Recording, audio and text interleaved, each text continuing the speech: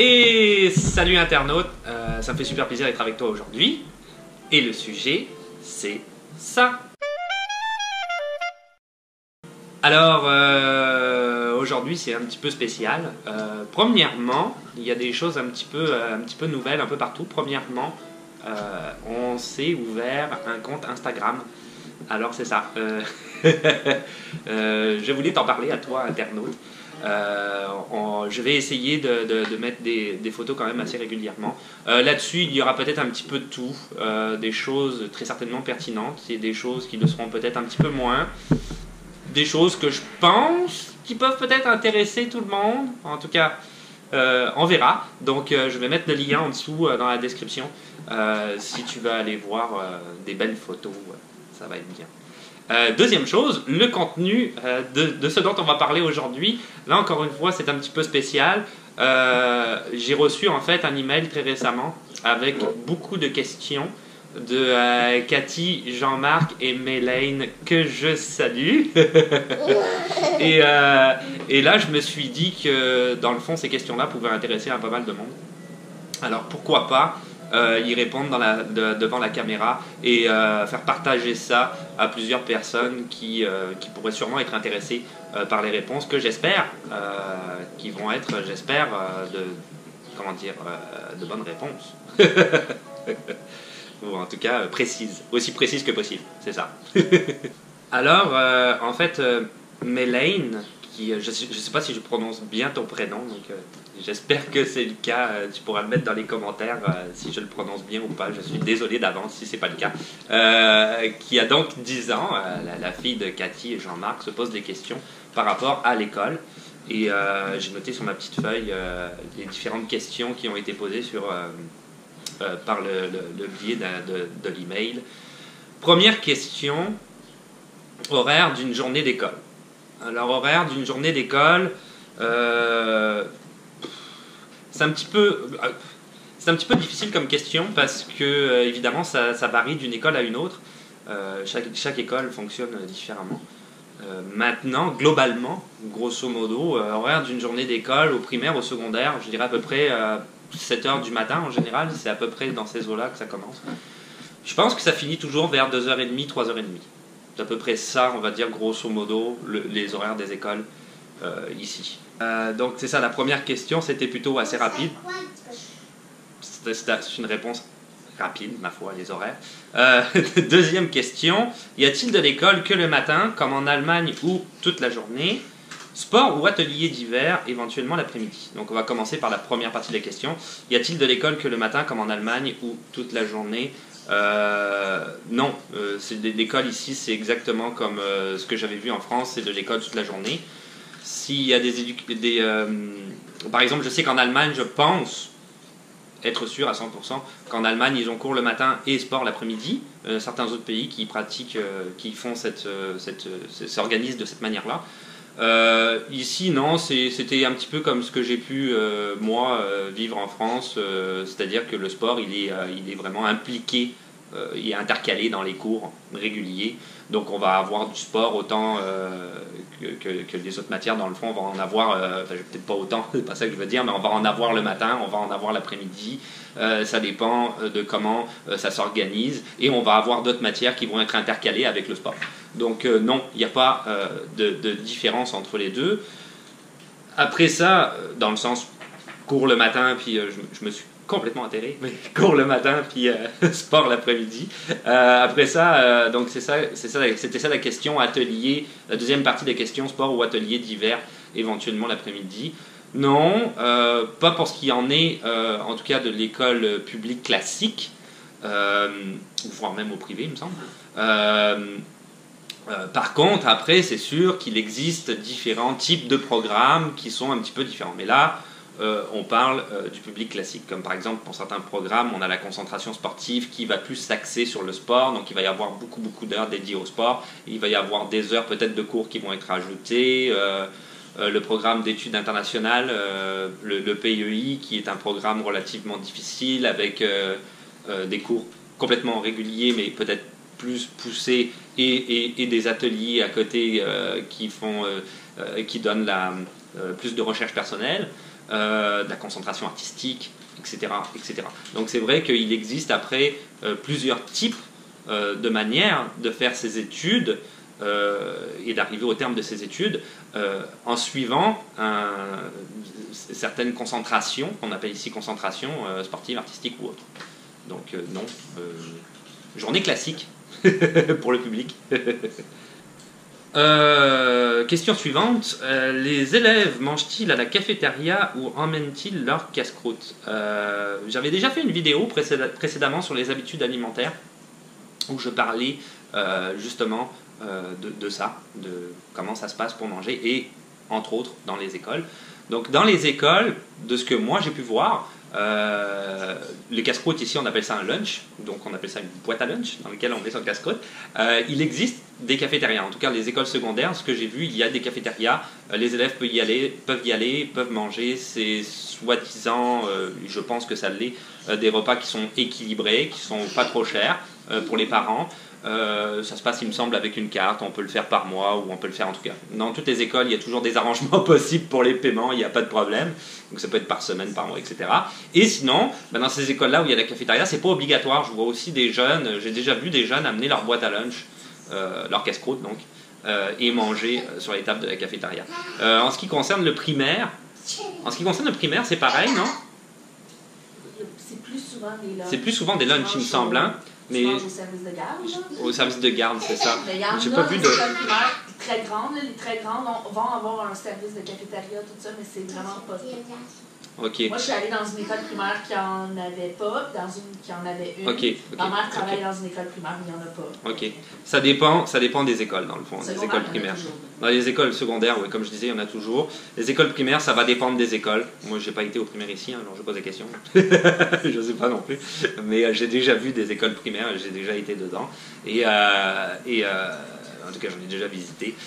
Et ça dépend des écoles. Il va y avoir des écoles où, a priori, les grandes écoles où il y aura des cafétérias, et il y a d'autres écoles où il n'y aura pas. Donc il va falloir amener à ce moment-là son casse-croûte, son lunch. Et c'est vrai qu'ici, dans les écoles primaires, il existe des services de garde qui prennent le relais la plupart du temps le midi ou le soir, hein, avant que les parents viennent chercher leurs enfants. Et donc, eux, ils organisent ça avec le casse-croûte qui est amené à l'école, le lunch. Autre question. Il y a quand même pas mal de questions. Mélène. C'est cool, pourquoi pas. Ça va peut-être aider pas mal de monde, c'est en jeune, je l'espère. Les petites et grandes vacances se déroulent comment? Pour ce qui en est des grandes vacances, je parle toujours pour l'école, je ne veux pas parler du cégep ou de l'université. On en reviendra peut-être là-dessus sur une autre vidéo, c'est complètement différent. Mais pour ce qui en est de l'école primaire et de l'école secondaire, les grandes vacances correspondent à peu près à celles qu'on a en France. Pour donner une idée à tous ceux qui ont déjà vécu en France, donc c'est-à-dire la fin de l'année vers fin du mois de juin et on rentre vers fin août, début septembre. C'est vrai qu'il y a peut-être une semaine ou deux de différence avec la France pour la rentrée scolaire. Moi je rentrais plus à mon époque, il me semble, début mi-septembre. Ici c'est plus fin août, la dernière semaine d'août, des fois première semaine de septembre. Grosso modo les vacances correspondent. Pour les petites vacances, il y a les vacances de Noël. Il n'y a pas de vacances entre la rentrée en septembre et Noël. Je sais qu'en France, on a les vacances de la Toussaint. Ici, il n'y en a pas. Donc, c'est vraiment, on rentre en cours et les prochaines vacances, c'est Noël. Ensuite, ils ont au mois de février, ils ont ce qu'ils appellent la semaine de relâche, qui porte bien son nom. On n'est plus relax, non donc les enseignants, je pense, en profitent. Je ne sais pas où est-ce qu'ils vont en vacances. Tout le monde en profite un petit peu. Et c'est une semaine, le personnel administratif lui entre. Il me semble, c'est une semaine plus ou moins de vacances, de relâche. Il n'y a pas de vacances à Pâques en avril, et donc après c'est les grandes vacances. Peut-être la différence aussi qui est à noter, parce que comme ça, dit rapidement, on a l'impression qu'il y a très peu de vacances par année, mais c'est pas vraiment le cas. Parce que ici, ils rajoutent ce qu'on appelle des journées pédagogiques. Alors, les journées pédagogiques, c'est instauré, il me semble, à la base, pour les journées de neige. Parce que ça peut arriver l'hiver, on va avoir une grosse tempête, et là, c'est impossible de se déplacer. Donc, à ce moment-là, l'école est fermée, et ils mettent à la place une journée pédagogique, ce qu'ils appellent une journée pédagogique. Alors, une journée pédagogique, les élèves ne rentrent pas.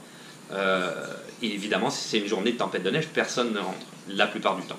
Mais des fois, ces journées-là ne sont pas utilisées. Il n'y a pas eu de tempête de neige, il n'y a pas eu de problème pour se déplacer. Alors ils vont quand même les utiliser dans l'année.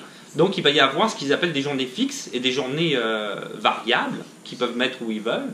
Et ça tombe en général le vendredi. Donc ça arrive quand même assez régulièrement dans l'année qu'il y a des week-ends de 3 jours. Le vendredi, c'est pédagogique. Il y a uniquement les enseignants et le personnel qui rentrent. Les élèves sont en congé. Donc c'est ça peut-être la petite différence. Autre question. Achat des livres par les parents ou fournis par l'école. Donc là, je vais comprendre plus globalement tout ce qui est, on va dire, fourniture, etc. Bon, achat des livres. Parce que ici, ce qui existe aussi pour certaines maintenant, encore une fois, c'est ça, globalement, c'est comme difficile de parler en détail de tout ça quand chaque école a sa manière distincte de fonctionner. Donc, je vais essayer de donner une idée globale de ça, mais c'est ça. Il faut aller voir pour chaque école comment ça fonctionne. Donc, effectivement, il y a des livres, mais il y a aussi des cahiers d'exercice. Là, encore une fois, ça dépend des matières. Des fois, il y en a, des fois, il n'y en a pas. Les cahiers d'exercice sont souvent achetés parce qu'on écrit dedans. Ça varie vraiment d'une matière ou d'un prof à un autre. Les livres sont toujours loués, obligatoirement. Tout ça, c'est toujours fourni par l'école, quoi qu'il arrive. Donc c'est sûr qu'il n'y a pas à s'inquiéter pour ça. On ne va pas à l'extérieur de l'école pour aller acheter des livres, on n'achète pas les livres, pour aller louer des livres. C'est toujours fourni par l'école. Donc l'inquiétude là-dessus, il n'y a pas trop à en avoir. En ce qui concerne les fournitures scolaires, là ça se passe carrément comme je l'ai vécu en France. Donc on va avoir des listes détaillées de choses à acheter avec des professeurs chiants parce qu'il veut un cahier rouge et pas bleu, à petite interligne et pas à gros, et plein de stylos de plein de couleurs. Et moi, ça mais en tout cas. Bref, ça peut coûter pas mal d'argent, etc., etc. Et tout le monde est dans les magasins en même temps.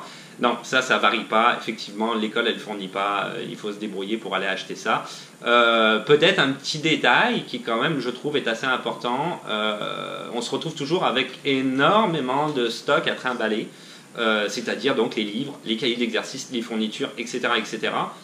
Ici, dans les écoles primaires, ils ont ce qu'ils appellent des pupitres, des bureaux, qui s'ouvrent souvent par le dessus, où on peut mettre directement à l'intérieur tout notre matériel. Donc on n'a pas besoin de tout le temps tout ramener à la maison et tout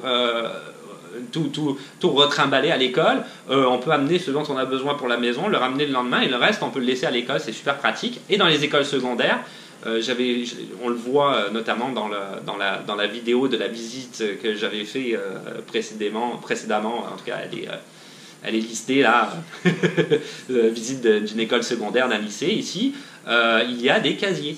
Donc même chose, on peut du coup installer nos affaires dans les casiers. C'est quand même très très pratique, honnêtement. On se pète pas le dos. Et dernière question. On est déjà arrivé au bout, mais il y en avait quand même pas mal. Uniforme à l'école. Et ensuite, il y a une autre partie de la question, ou tenue d'hiver plusieurs couches pour super froid. Uniforme à l'école, ça varie d'une école. Encore une fois, je me répète tout le temps, mais c'est ça, c'est très difficile de donner une réponse d'une école à une autre, c'est pas la même chose. Ce que j'ai pu voir, donc il y a les écoles publiques, les écoles privées. La plupart des écoles privées, il y a des uniformes. Dans les écoles publiques, ça peut arriver aussi qu'il y ait des uniformes. En école primaire, je ne sais pas trop si j'en ai vu, me semble pas, mais il me semble que ça peut exister. En école secondaire, ce que j'ai vu de la plupart des écoles secondaires, c'est que souvent ils leur demandent, c'est obligatoire, et encore une fois, c'est l'école qui va le fournir, ce qu'ils appellent un polo, une sorte de t-shirt vraiment avec le col, etc., avec le nom de l'école dessus, des pulls, ce qu'ils appellent des cotons ouatés. Dans le fond, un coton ouaté ici, c'est ça, hein, c'est un pull avec une capuche, je ne sais pas si on le voit ici, et la fermeture éclair sur le devant. Donc avec encore une fois le logo de l'école dessus. Ça c'est fait c'est fait exprès dans le fond pour simplement identifier les élèves de l'école et à ce qu'il n'y ait pas d'intrus qui arrivent. Ah, c'est mon copain, il n'a rien à foutre ici. Donc et le port du polo dans ces écoles secondaires là, ou du coton ouaté ou du pull, est obligatoire en tout temps, mais c'est acheté directement à l'école. Donc Il n'y a pas de problème avec ça. Alors, encore une fois, c'est ça, d'une école à une autre, il faut voir, mais il n'y a pas trop à s'inquiéter parce que l'école va tout expliquer une fois qu'on rentre à l'école. Ils disent exactement ce qu'ils veulent et comment on peut faire pour acheter les uniformes sur place, etc. etc. Pour ce qu'il en est de l'hiver, encore une fois, j'avais fait aussi une vidéo sur l'hiver où on habille notre petit Guimou et on montre toutes les couches qu'on mettait pour sortir. L'hiver, ça varie, ça change selon les températures, c'est certain. Donc plus il fait froid, plus on s'habille. Et puis bon, il fait froid, moins on s'habille, hein, tout simplement. L'école secondaire, tu es censé être assez grand pour savoir comment t'habiller. L'école primaire, c'est peut-être un peu différent. Je pense qu'à l'école primaire, il faut absolument qu'ils viennent avec leurs bottes, leur habit de neige, etc. Parce que dans la journée, ils sont susceptibles de jouer dehors.